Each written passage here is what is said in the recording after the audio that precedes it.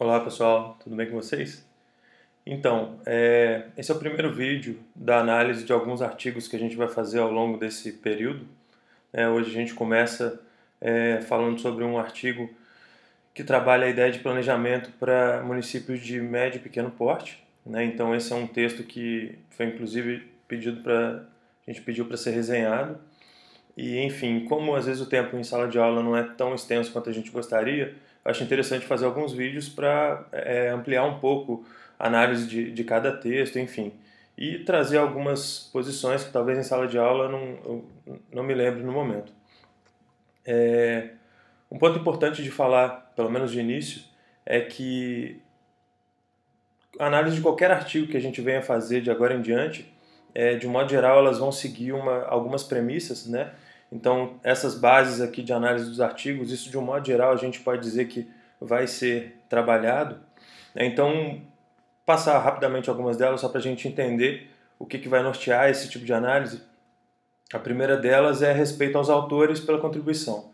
Então, se a gente está se prestando a discutir, a debater ou a mesmo falar do artigo desses autores, de fato já é algo muito bom, já demonstra um grande respeito pelo trabalho deles, porque se ninguém escrevesse, se não tivesse obra, seria muito ruim. Então, o fato da gente escolher a obra dessas pessoas para debater em sala, inclusive lançar algumas ideias aqui na internet, acho que já mostra um grande respeito pela obra deles, né? De qualquer forma, fica também agradecimento pelas obras que cada um desses vários autores que a gente vai ler nos colocam aí a cada periódico, a cada lançamento de uma nova edição. Um outro ponto muito importante é que a gente vai sempre tentar ter uma visão reflexiva sobre o tema abordado, ou seja, mais do que simplesmente engolir o texto, a gente vai tentar ter uma visão que pensa em cima daquilo que está sendo abordado e não só absorve, né? A gente, além de absorver, a gente vai ruminar esse conteúdo, essa ideia que os autores estão tentando trabalhar. Um outro ponto também é uma visão reflexiva sobre a forma em que o tema é abordado. Aí seja a parte de direcionamento do texto e os instrumentos utilizados, né? Todo texto ele tem algum grau de subjetividade, uns têm mais, outros menos, né? Então, a forma como o texto é direcionado e os instrumentos de pesquisa que são expressos na metodologia, enfim, eles acabam direcionando o texto para algum tipo de perspectiva e a gente vai sempre tentar captar esse tipo de perspectiva que o texto nos orienta. Isso é importante para a gente saber para qual caminho o texto acaba nos levando, voluntariamente ou involuntariamente. E por fim, mas não menos importante, a busca de aprendizado, seja pelas concordâncias ou acertos que a gente tem com o autor, né? Então, se a gente concorda, acho que é importante a gente buscar aprendizado em cima dessas concordâncias da nossa análise feita sobre o texto de cada autor, mas também pelas discordâncias, né? O fato de discordar de alguns autores, seja por aspectos metodológicos ou mesmo por visões teóricas, não tem nenhum problema nisso, muito pelo contrário, acho que é positivo, né? Seria muito complicado, seria muito pouco produtivo se todo mundo usasse a mesma metodologia, tivesse a mesma abordagem teórica e seguisse os mesmos autores.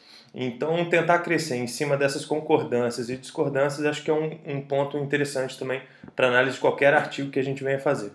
Ok? Então, vamos lá.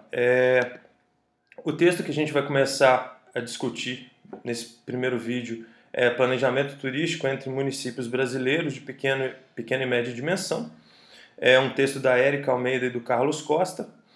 Esse material aqui eu vou disponibilizar para os alunos de planejamento, né? Mas se outros alunos se quiserem também eu posso disponibilizar. Ele tem uma série de destaques que eu fiz aqui. Aos poucos eu vou explicando o que significa cada destaque, né? Enfim, não vou me alongar em todo o destaque que eu fiz também, para não tornar o vídeo muito extenso. Mas de um modo geral tem alguns elementos que eu acho importante destacar. Primeiro de tudo, saber quem está falando, né? Aqui a gente vê que a Érica e o Carlos, os dois são provenientes da Universidade de Aveiro, em Portugal, e ele como professor e ela como mestre pela instituição, doutorando em turismo por Algarve, né? Enfim, É muito possível, não cheguei a verificar o Lattes deles, né, mas é muito possível que ela tenha sido orientada por ele nesse trabalho, né, então daí até a relação de autoria e coautoria nesse artigo, enfim, mas são dois estudiosos do assunto de turismo, então isso já é interessante, já mostra que eles têm um direcionamento mais claro. Não que outros autores não tenham, né, mas é interessante a gente ver mais ou menos a titulação, a formação de quem está falando para saber de que forma eles estão falando. Enfim, depois vale a pena quem quiser conferir o Lattes deles para tentar ver qual de fato a formação básica em termos de graduação e tal, mas já dá para ver que eles têm um bom direcionamento para a área de turismo. Passando aqui para a introdução, alguns destaques em amarelo, eu destaquei alguns textos em amarelo. Textos em amarelo podemos dizer que são um destaque um pouco menor, né? Destaque não tão significativo. Enfim, algumas partes em amarelo eu vou passando. Então, a primeira parte aqui fala de profissionalização e valorização desse trabalho de planejamento no Brasil, né? Ainda tem algumas coisas que já evoluíram bastante, mas outras nem tanto, e é meio que isso que o texto procura dizer, né? De que maneira o trabalho de planejamento turístico está evoluindo no nosso país. Fala-se também aqui da questão de que municípios de pequeno porte, de um modo geral, não têm ações de profissionalização nessa parte de planejamento. Isso é muito comum, não só na área de turismo, mas em outras áreas também a gente vê menos profissionalização nos municípios de pequeno porte. Isso é muito comum, né? Isso, se você assiste qualquer jornal ou lê qualquer jornal, revista, de um modo geral você consegue ter essa percepção, mas é legal, o texto reforça isso. Outra coisa também, a gente vive uma política de regionalização do turismo, mas aqui eles deixam claro também que essa homogeneidade apresentada nessa ideia de regiões turísticas, ela não se traduz de fato, né? Apesar de a gente ter várias regiões turísticas no Brasil, cada região acaba sendo muito diversa entre si. Os municípios, de um modo geral, no Brasil são muito diversos, né? O volume de municípios é muito grande, as discrepâncias socioeconômicas são enormes. Então é engraçado que, apesar de termos regiões que teoricamente parecem ter alguma homogeneidade, isso de fato não é o que ocorre. Aqui é o objetivo do artigo, então um destaque já em vermelho, para chamar mais atenção. O presente artigo tem como objetivo apresentar os principais fatores que contribuem para a maior parte dos municípios, para que a maior parte dos municípios brasileiros ainda planeje de forma inadequada. Ou seja, a gente está querendo saber se os municípios, de um modo geral, por que eles, de um modo geral, se planejam de forma inadequada. Acho que dá para a gente pensar até que a maioria deles nem se planeja, né? Se tentasse pelo menos se planejar já seria alguma coisa interessante, mas acho interessante repensar isso aqui, porque primeiro tem que ver se eles planejam, depois para ver se eles se planejam de forma inadequada, mas enfim, legal a contribuição deles, acho que está coerente aqui também. Aqui falando que os dados foram coletados por meio de questionários, né? E fala rapidamente sobre que tipo de público que foi investigado, depois a gente vê isso mais à frente. É interessante destacar também que esse texto é de 2007, então não é tão novinho, a publicação dele não é tão novinha, mas o assunto em si, a abordagem é ainda bastante atual. Parte de referencial teórico aqui, passar um pouco mais batido, tem algumas ideias. Para os meus alunos, eu recomendo que leiam todos os destaques que eu fiz nesse texto, só que para o vídeo não ficar muito extenso, eu vou acabar passando um pouco mais rápido neles. Uma coisa interessante aqui, essa citação, se não me engano, do Reinaldo Dias, né, ele falando que o turismo é um consumidor intensivo de território, né, então você precisa de fato do uso, do consumo do território para que a atividade turística aconteça, então é importante prestar atenção nisso. Então, outras coisas também. Aqui fala a ideia de planejamento para o desenvolvimento, né? A gente tem muito erroneamente planejamento trabalhado, às vezes, Fala-se que planeja para o desenvolvimento, mas o planejamento, em grande medida, ele tem acontecido para o crescimento, né? Então, planeja-se para aumentar o número de turistas, planeja-se para aumentar a renda obtida, planeja-se para aumentar o tempo de gasto, o tempo de permanência do turista, mas não tem se falado de um planejamento que gere mais qualidade de vida, melhoria da relação entre turista e morador local, enfim. Mas é uma abordagem interessante, existe um conceito de desenvolvimento aqui apresentado brevemente pelos autores.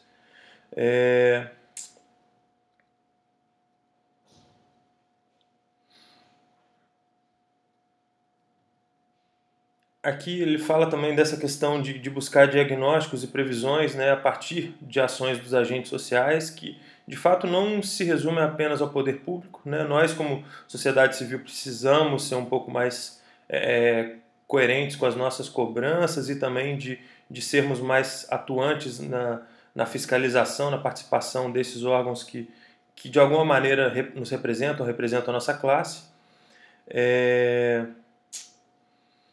Enfim, aí aqui eles citam também uma parte de Carvalho Júnior, quando ele fala que o planejamento possui 3 dimensões. Então, a primeira de ordem técnica, que é uma visão mais do tecnicista mesmo, da administração, que passa por esse processo de elaboração de diagnósticos, prognósticos, enfim. Podemos dizer que a parte de planejamento vista mais comumente nas empresas e que o Estado, de um modo geral, tenta, nessa ideia de profissionalização, pegar um pouco para si, mas seria de fato algo muito produtivo, mas que o poder público, pelo menos no Brasil, ainda não consegue fazer de maneira tão boa. Alguns municípios conseguem, o governo federal começa a mexer um pouco melhor com isso também, mas a maioria dos municípios, como o texto fala de médio e pequeno porte, não faz isso muito bem. Planejamento de ordem financeira, né? Isso aí nós mesmos, de um modo geral, tentamos fazer no nosso dia a dia, né? Você saber quanto você vai gastar, quanto você vai precisar. Então pensa, por exemplo, uma secretaria de turismo precisa se planejar financeiramente para saber quanto que ela vai gastar até o final de um ano, né? Então é esse tipo de planejamento da ordem financeira. E da ordem política é saber mesmo que tipo de ações trabalhar, que tipo de articulações realizar. Mas esse é um outro ponto aí, são esses 3 pontos de destaque. Para os meus alunos eu recomendo que leiam isso com muita atenção, porque é um tipo de ideia que tem que ficar cravada na cabeça de vocês. Aqui tem alguns posicionamentos em termos de citação, mas pela dinâmica do vídeo a gente vai passar um pouco mais rápido.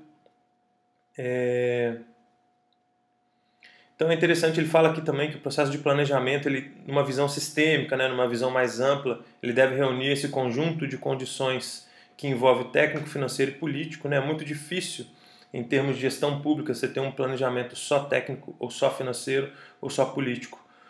Planejamento em gestão pública normalmente só funciona se você tiver uma sinergia entre esses três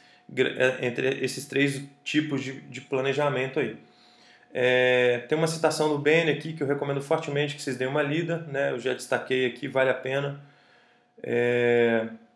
Enfim, aí depois na parte 3 entra sobre uma análise, os autores entram numa análise do Plano Nacional de Turismo 2003-2007. Aí é um texto que a gente passa um pouco mais rápido, mostrando dados do próprio plano, né? E aí é só a gente lembrar o seguinte, o Plano Nacional de Turismo é um texto feito pelo próprio Ministério, então eles não vão falar mal do próprio trabalho, do próprio governo. Então, de um modo geral, é um documento que tenta valorizar aquilo que foi feito. Essa parte, por exemplo, eles enaltecem aqui que a receita cambial aumentou, só que tem que entender que mais do que pensar na receita, a gente tem que pensar na despesa também, né? E na balança cambial, que é essa relação entre receita e despesa, e que de um modo geral no Brasil não é muito boa, né? A gente manda muito mais dinheiro para fora do que recebe, se for pensar no movimento turístico internacional que a gente tem.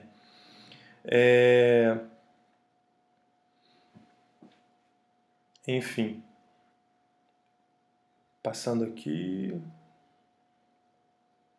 fala-se que essa parte de planejamento, de gestão do turismo ainda está longe de um trabalho de profissionalização, de fato na maioria dos casos sim.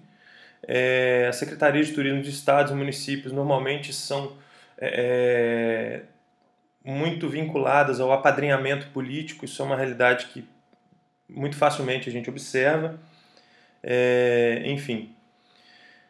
E outra coisa também, o próprio Ministério também destaca isso, a questão da falta de mão de obra qualificada, né? Aqui eles, quando citam esse texto do Ministério, da falta de mão de obra qualificada. Então, por causa desse apadrinhamento, da rotatividade de funcionários, normalmente não se investe em qualificação e, enfim, é oneroso também. Normalmente o poder público não costuma investir na capacitação dos seus funcionários. E também fala aqui de uma incapacidade institucional de realizar gestão e planejamento. De um modo geral, as secretarias de turismo elas são muito mal equipadas, sejam de instrumentos, de recursos humanos, financeiros, né? Então, é difícil mesmo fazer planejamento numa secretaria municipal de turismo de qualquer cidade, aí, da maioria dos municípios que a gente tem no país. Aqui só um destaque que eu fiz sobre vocações, né? Eu acho que um pouco equivocado a gente, nos dias de hoje, pensar em vocação, né? O Brasil, por muito tempo, tentou se segurar na ideia de um país com vocação natural para o turismo, só que se a gente fosse pensar assim, Dubai e Las Vegas nunca existiriam, né? E hoje em dia, pela minha perspectiva, eu imagino que pensar muito mais uma boa capacidade de infraestrutura, de criação de atrativo, de gestão mesmo desse destino, vale muito mais do que uma possível vocação natural para o turismo, né? Então não basta você ter belezas naturais, mas tem um serviço ruim, tem infraestrutura ruim. Enfim, esse é um ponto que eu acho que vale a pena pensar. Falando sobre a parte metodológica, o vídeo já está ficando um pouco mais extenso, então eu vou fazer a parte metodológica, encerrar esse vídeo e depois eu faço um outro vídeo para análise dos resultados. Então vamos lá, a parte metodológica. Aqui ele explica, essa seção tem o objetivo de explicar os principais fatores que ocasionam essa ineficácia ou mesmo a inexistência de um processo de planejamento turístico. Enfim, aí no final ele apresenta essa parte aqui, os autores apresentam que foi feita uma pesquisa por meio de questionário. Eles enviaram 162 questionários e o percentual de retorno foi de 27%. Aqui eles dizem que é satisfatório, mas enfim, eu questiono um pouco essa questão de ser satisfatório ou não, mas isso vale a pena ver a dissertação de mestrado da Érica também, para saber como de fato a metodologia foi trabalhada. Mas a metodologia aqui, ela deixa algumas informações em aberto que causam muita dúvida, né? Então, aqui no que se refere à confiabilidade dos resultados, e fala também do universo da amostragem. A gente não sabe de fato qual é o universo dessa amostragem. Aqui eles falam que os questionários foram enviados por meio de endereço eletrônico, no caso de secretarias estaduais de turismo foram realizados também contatos telefônicos. E também, no caso, entre os entrevistados foram selecionados 2 grupos, profissionais de turismo e órgãos e empresas públicas do setor. Então a gente começa a ver um pouco quem foi entrevistado, mas desses 27% que responderam aqui, não fica claro. Será que esses 27% são só profissionais de turismo? São só representantes de secretarias estaduais? Enfim. E outro ponto também, não fica claro que isso foi pesquisado Secretaria Municipal de Turismo. Por que eu estou falando isso? Porque em breve, os meus alunos aí vão ver esse vídeo, vocês vão fazer TCC, né? Então, parte metodológica é um ponto que normalmente as bancas vão bater. Então, fica atento a isso, se propõe apresentar um resultado, veja se a metodologia está batendo direitinho, enfim, mas certamente na dissertação da Érica está melhor explicado, e como tem limitação de espaço para um artigo, imagino que isso tenha complicado essa descrição aqui. Mas enfim, aqui fala os órgãos públicos que foram contactados, né? Ministério do Turismo, Ministério das Cidades, secretarias estaduais, entre outros, depois vocês deem uma lida aqui. Então, assim, simplesmente, de fato, não basta dizer que a amostra é confiável, normalmente é bom você apresentar por que ele é confiável, né? Então, às vezes, vale a pena dar uma esticada um pouco na metodologia. E só para fechar essa parte da metodologia e fechar esse primeiro vídeo, aqui eles explicam Com relação aos profissionais de turismo, a amostra foi selecionada obedecendo a alguns critérios, procurou esses profissionais pelo Lattes, né? E alguns critérios para a busca do Lattes foi o seguinte: profissionais já com pós-graduação, seja lato sensu ou estrito sensu, considerada a relação entre a formação e a produção científica, e foi levada em consideração também a experiência profissional em planejamento turístico. Então, assim, não sei exatamente como foi verificada essa experiência, né? Por mais que a gente possa escrever no Lattes que tem alguma experiência, é um pouco delicado, assim, saber se de fato como foi essa experiência e realmente tem experiência. Mas, enfim, é um critério deles, é plausível, é adequado, mas são coisas para a gente pensar aí, ter uma visão um pouco reflexiva sobre esse ponto. E outra questão também, o número de pessoas formadas em turismo e que têm pós-graduação é muito grande. Eu não sei mensurar isso no momento, mas certamente é muito grande.